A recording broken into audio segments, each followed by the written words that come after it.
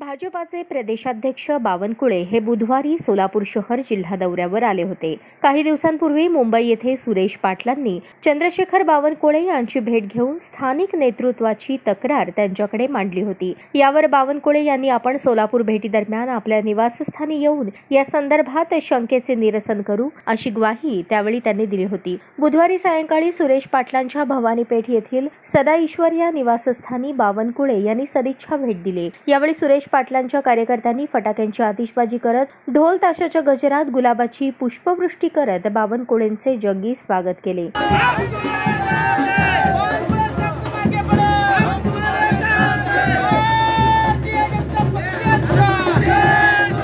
यावेळी अक्कलकोट विधानसभा मतदारसंघाचे आमदार तथा भाजपा जिल्हाध्यक्ष सचिन कल्याण शेट्टी, माजी खासदार अमर सावळे, भाजपा शहराध्यक्ष नरेंद्र काळे, महाराष्ट्र प्रदेश सरचिटणीस विक्रांत पाटील, सोलापूर जिल्हा सरचिटणीस मनीष देशमुख, अनुसूचित जाती जमातीचे सचिव राजकुमार माने, महाराष्ट्र प्रदेश कार्यकारिणी सदस्य हेमंत पिंगळे, प्रदेश कायम निमंत्रित सदस्य सागर अतनुरे, प्रदेश अनुसूचित जाती जमाती कार्यकारिणी सदस्य राजश्री चव्हाण, माजी नगरसेविका संगीता जाधव, सुभाष शेजवाळ, युवा उद्योजक युवराज राठोड आदींची प्रमुख उपस्थिती होती। या ठिकाणी सुरेश पाटील यांनी मला सदिच्छा भेट घ्यावी अशी एक विनंती केली होती। मी सुरेश अण्णाला शब्द दिला होता की मी काही झालं तरी चालेल, पण आज मी सुरेश अण्णांचं मन, त्यांचं आग्रह हा टाळणार नाही। मी त्यांना शब्द दिला होता मागच्या 3 महिन्यापूर्वी की सोलापूरला जेव्हा येईल तेव्हा सुरेश अण्णाजी तुमच्या वार्डात तुमच्या घरी मी आल्याशिवाय राहणार नाही। मी सर्व कार्यक्रम रद्द करून सुरेश अण्णा या कार्यक्रमाला आलो आहे। खरं तर मला अभिमान आहे,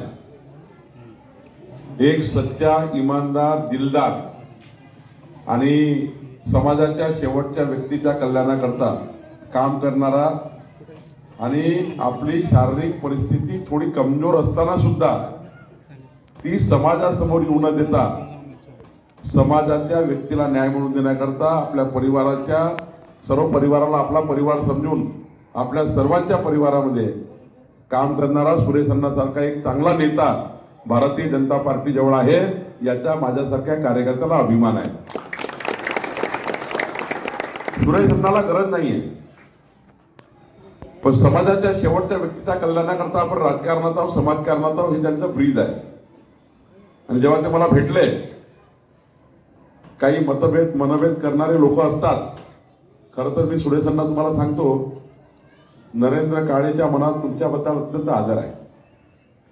आणि यापेक्षाही पुढे जाऊन सांगतो, जेव्हा मी विजय मालकाशी बोललो, विजय मालकांनी तुमच्याबद्दल प्रचंड आदर माझ्याबद्दल माझ्या मनात आज दिवसभरात ते 4दा मला सांगितलं विजय मालकांनी सुद्धा की सुरेश अण्णा आमच्या परिवारातला घटक आहे। त्या जे का माहितीला गेले म्हणून ते येऊ शकले नाही, त्यांनाही म्हटलं होतं ते येणार होते,